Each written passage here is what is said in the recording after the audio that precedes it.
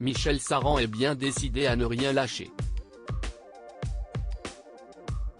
Malgré les coups durs encaissés depuis plus d'1 an, le célèbre chef revient en force avec une collaboration inédite en France. Durant les prochaines semaines, ce nouveau projet permettra aux plus gourmands de déguster ses plats très facilement. Les derniers temps ont été rudes pour Michel Saran. À l'été 2021, après 7 ans de bons et loyaux services, le célèbre chef s'est retrouvé évincé de Top Chef. Il n'a donc pas fait partie des dernières saisons et s'est fait remplacer par Glenn Viel, plus jeune triple étoilé de France, qui a ainsi rejoint Philippe Etchebest, Hélène Darroze et Paul Perret.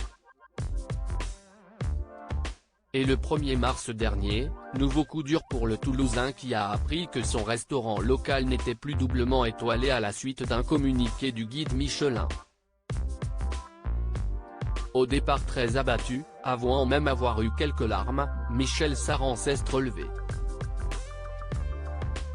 Et il s'est lancé aujourd'hui dans un nouveau projet totalement inédit qui casse tous les codes de la haute gastronomie.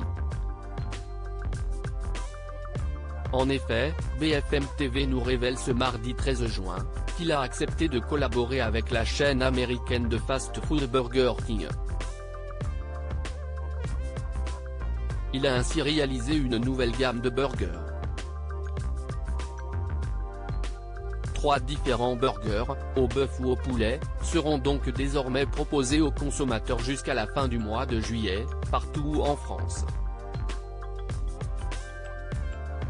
Burger King s'est réjoui d'être la première enseigne de fast-food à s'associer à un chef étoilé français. Michel Saran, adepte de la haute gastronomie accessible. Michel Saran a toutefois déjà travaillé pour de grandes entreprises. Il est notamment depuis plusieurs années le chef de la SNCF et a pour rôle d'imaginer certains des menus proposés à bord des wagons-bars TGV. La restauration rapide lui est par ailleurs familière étant donné qu'il a lui-même lancé en 2020 une franchise autour du croque-monsieur mais version gastronomique bien sûr.